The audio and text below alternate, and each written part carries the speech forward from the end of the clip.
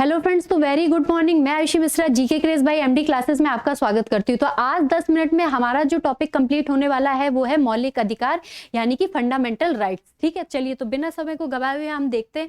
अगर बात करते हैं मूल अधिकार की, तो मूल अधिकार हमारे आर्टिकल कितने से आते हैं? 12 से 35 तक आते हैं। ठीक है, कितने से कितने तक आते हैं? 12 से 35 तक में हमारे मूल अधिकार आते हैं। ठीक है, और अगर भाग की बात करी जाए तो भाग कितने? भाग 3 से। ठीक है, भाग 3 में हमारा मौलिक अधिकारों के बारे में दिया गया है संविधान के। और अगर आर्टिकल की बात करी जाएगी तो आर्टिकल कितने? 12 से 35 तक के हो जाएंगे। ठीक है, सबसे पहले हमारा आता है समानता का अधिकार। समानता का अधिकार हमारा अनुच्छेद कितने? 14 से 18 तक आता है।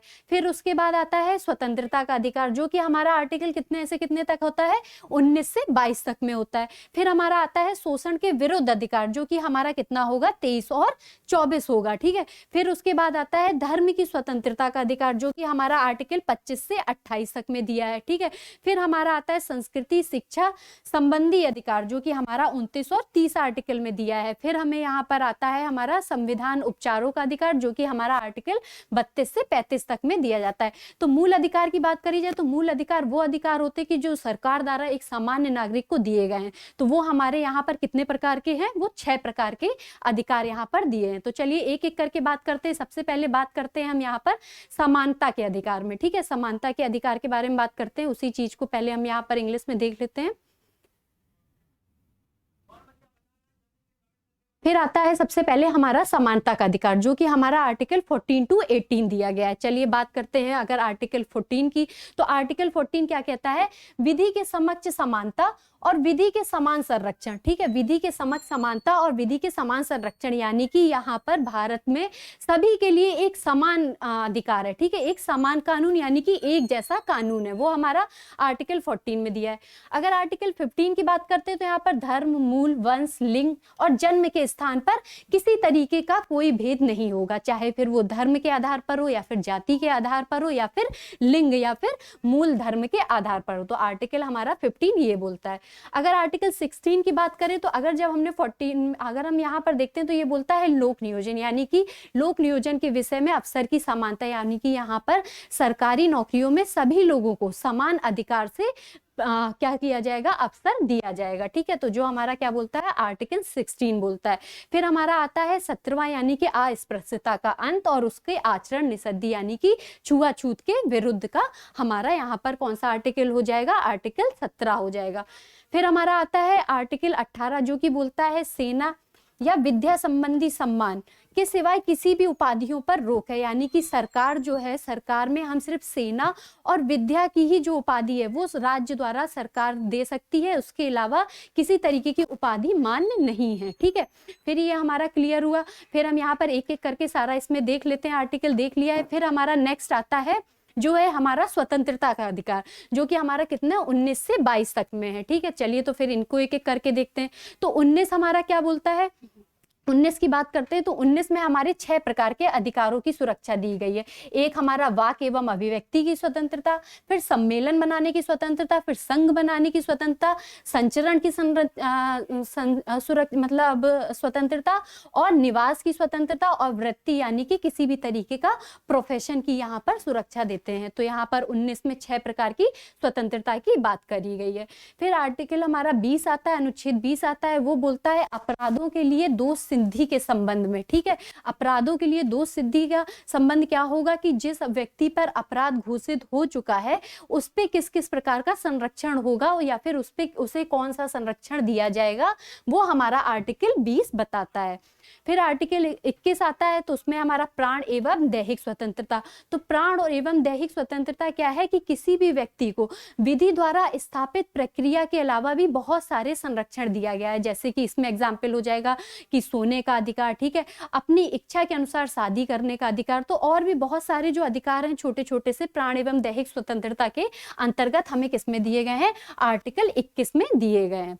फिर आर्टिकल 21 का हमारा ए आता है, ठीक है, ये याद रखिएगा, यहाँ पर ए होगा, ठीक है, ये होगा हमारा आर्टिकल 21 का ए होगा, जिसमें क्या बोल रहा है, प्रारंभिक शिक्षा का अधिकार, ठीक है। प्रारंभिक शिक्षा में हमारे कौन कौन से किस वर्ष से किस वर्ष से, यानी कि 6 से 14 वर्ष की आयु के जितने भी बच्चे होंगे उनको क्या होगा, शिक्षा का अधिकार होगा, प्रारंभिक शिक्षा का अधिकार होगा 6 से 14 वर्ष के बच्चों के लिए, ठीक है। फिर हमारा आता है कुछ दशाओं में गिरफ्तारी और निरोध से संरक्षण, हमारा आर्टिकल 22 कहता है। तो आर्टिकल 22 हमारा क्या कहता है, कुछ दशाओं में गिरफ्तारी, और अगर किसी को गिरफ्तार किया गया है मनचाहे ढंग से तो क्या होगा, उसके भी कुछ अपने संरक्षण होंगे, उनके बारे में यहाँ पर बात करी गई है आर्टिकल 22 में। चलिए फिर हम देखते हैं यहाँ पर एक एक करके यही सारी चीजें इंग्लिश में। फिर आता है हमारा नेक्स्ट आएगा जो वो होगा हमारा क्या, शोषण के विरुद्ध अधिकार, जो कि हमारा अनुच्छेद कितने 23 और 24 में दिए गए। तो अगर 23 की बात करते हैं यहाँ पर, तो 23 हमारा क्या बोलता है, बाल श्रम का प्रतिषेध, यानी कि बाल श्रम में किसी भी छोटे बालक से या फिर हम किसी तरीके का श्रम नहीं करा सकते हैं, वो हमारा आर्टिकल 23 बोलता है। आर्टिकल 24 क्या बोलता है कि यहाँ पर स्पेसिफिक कारखाने शब्द का उपयोग किया गया था, कि कारखाने में बच्चों के नियोजन का प्रतिषेध जो दिया गया है वो अनुच्छेद किसमें दिया गया है, अनुच्छेद 24 में दिया गया है। और कितने वर्ष में, यहाँ पर 14 यानी कि 14 वर्ष से कम बच्चों के लिए, ठीक है, यहाँ पर 14 वर्ष से कम बच्चों के लिए क्या है कि यहाँ कारखानों में उनकी सुरक्षा की बात कही गई है आर्टिकल 24 में, ठीक है। फिर चलिए बात करते हैं, वही चीज आ जाती है हमारी, फिर हमारी आती है धर्म की स्वतंत्रता। धर्म की स्वतंत्रता हमारी आर्टिकल किससे 25 से 28 तक में है। तो इसमें भी बात करते हैं धर्म की स्वतंत्रता में, तो हमारा 25 बोलता है कि अंतःकरण की और धर्म की आबाद रूप से मानने और उसका आचरण और प्रचार करने की पूरी स्वतंत्रता, यानी कि अगर कोई भी व्यक्ति जो है किसी भी धर्म को मानता है तो उसके लिए पूरी तरीके से प्रचार कर सकता है उसका, ठीक है, उसका आचरण कर सकता है, उसमें किसी तरीके की रोक नहीं है, ठीक है, जो भी धर्म वो मानता है आर्टिकल 25 में। आर्टिकल 26 हमारा क्या बोलता है कि धार्मिक कार्यों की प्रबंध की स्वतंत्रता, यानी कि ये धर्म से ही है कि अगर आपको धर्म अपनाने की भी है तो उसमें प्रबंध भी करने की स्वतंत्रता आपको है, कि आप किसी भी धार्मिक कार्य में यहाँ पर प्रबंध कर सकते हैं, आर्टिकल किसमें 26 के अंतर्गत। फिर है किसी धर्म की अभिवृद्धि के लिए करों और समुदाय के बारे में स्वतंत्रता, यानी कि अब बात हो रही है कि जिस भी धर्म को आप मानते हैं, ठीक है, जिस भी धर्म को आप मानते हैं उसकी पोषण की स्थापना या फिर उसमें वगैरह कुछ भी चीजें जो है उसकी स्वतंत्रता से रिलेटेड, यानी कि करों का भी आप यहाँ पर कर भी दे सकते हैं और क्या कर सकते हैं उसमें पोषण अगर आदि भी दे सकते हैं, किसमें, जिस भी धर्म को आप मानते हैं किसी भी धर्म में, ठीक है।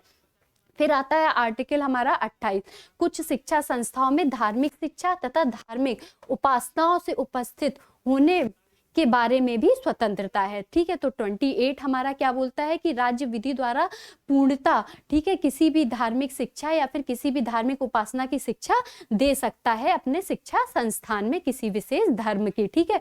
तो ये हमारा क्या बोलता है, आर्टिकल 28 बोलता है। फिर हमारा नेक्स्ट आता है यहाँ पर वही चीज हम 25, 26, 27, 28 देख लेंगे। धर्म की स्वतंत्रता के बाद हमारा आता है संस्कृति और शिक्षा संबंधी अधिकार, ठीक है, संस्कृति और शिक्षा संबंधी अधिकार। तो उसमें हमारा जो पहला आर्टिकल आता है वो आर्टिकल 29 आता है। तो वो क्या बोलता है, अल्पसंख्यकों की भाषा, लिपि और संस्कृति की सुरक्षा, यानी कि जो भी अल्पसंख्यक है उनकी हम भाषा, लिपि और संस्कृति की सुरक्षा यहाँ पर करेंगे आर्टिकल 29 के तहत। फिर हमारा आता है 30, शिक्षा संस्थाओं की स्थापना और प्रशासन के अल्पसंख्यक वर्गों का अधिकार, यानी कि अब हम अल्पसंख्यकों को जब भाषा, लिपि की सुरक्षा करेंगे तो उसके बाद नेक्स्ट आर्टिकल में क्या करेंगे, उनकी शिक्षण संस्थाओं की भी व्यवस्था करेंगे। यहाँ पर हम अल्पसंख्यकों की शिक्षण संस्थाओं के बारे में बात कर रहे हैं, ठीक है। फिर हमारा ये आर्टिकल 29 और 30 हो गया।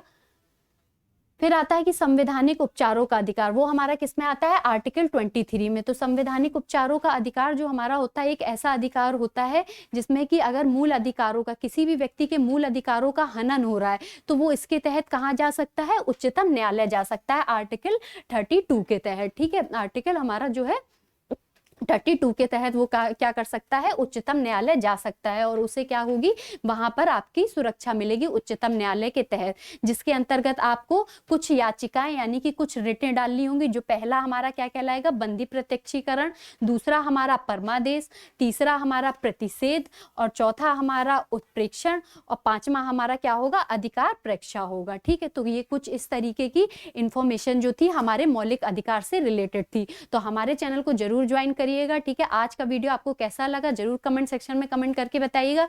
कल आपको एक नया टॉपिक 10 मिनट में पूरी तरीके से क्लियर करने के लिए हम यहीं पर फिर से उपस्थित होंगे। तब तक के लिए thank you so much, good bye, bye bye.